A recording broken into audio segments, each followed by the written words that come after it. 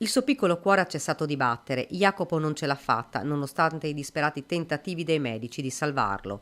Il bimbo, 3 mesi appena compiuti, era stato trasportato con l'elicottero all'ospedale di Verona nella notte tra mercoledì e giovedì, colto da un grave malore.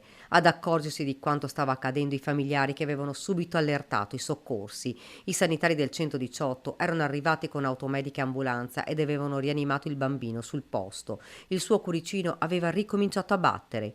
Il bimbo, prima trasportato con l'elicottero al Cafoncello, era stato poi portato a Verona.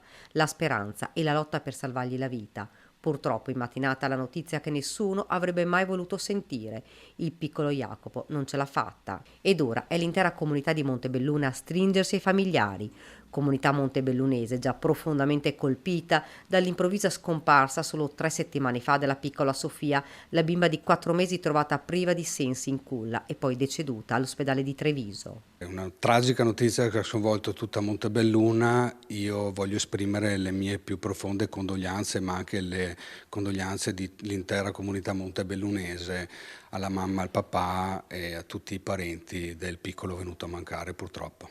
Fino all'ultimo i familiari hanno sperato in un miracolo, ma le sue condizioni erano subito apparse disperate ed i genitori di Jacopo avevano deciso di farlo battezzare.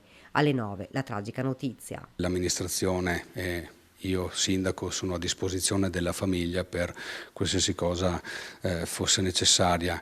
Ricordiamo che purtroppo qualche settimana fa un'altra neonata era venuta a mancare qui nel nostro territorio. La Marche intera è sotto shock per questa ennesima morte in culla, la terza in appena 3 settimane. La piccola Sofia Cocia, di Montebelluna a 4 mesi, morta il 16 settembre. Venerdì scorso il decesso di Alessandro Izzi, 11 mesi, trovato senza vita nel lettino all'asilo Raggio di Luna, a Porcellengo di Paese. Ed oggi il dramma di Jacopo.